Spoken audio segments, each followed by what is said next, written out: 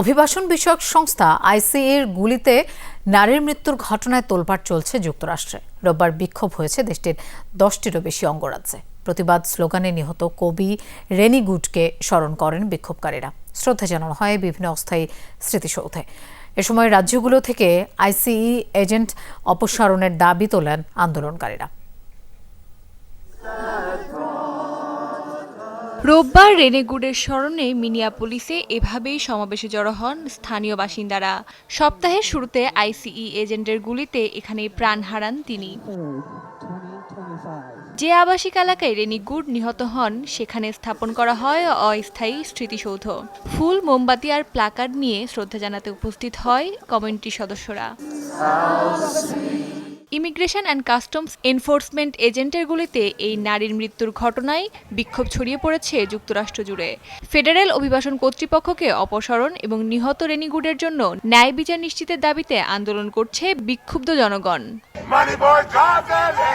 মিনিয়াপলিসে হাজার হাজার মানুষ পার্কে, রাস্তার পাশে এবং ফেডারেল ভবনের বাইরে জড়ো হয়ে গুডের নাম উচ্চারণ করে স্লোগান দিতে থাকে।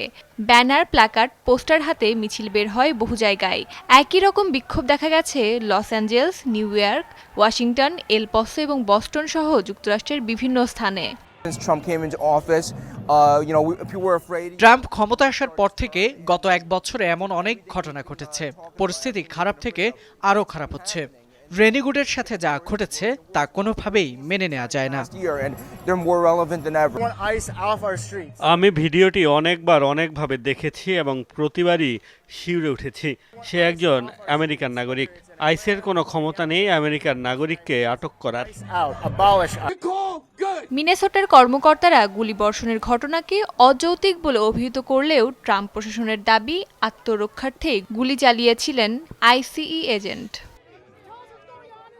চলমান আইসিই বিরোধী বিক্ষোভ ও উত্তেজনা দমাতে মিনিয়াপোলিস সেন্ট পল এলাকায় হাজার হাজার ফেডারেল অফিসার মোতায়েন করা হয়েছে। আটক করা হয়েছে বেশ কিছু সাধারণ জনতাকে। অস্মিতা বিশ্বাস, যমুনা নিউজ। রোগ জীবাণু সব জায়গায়, সারাদিন সাবধানে।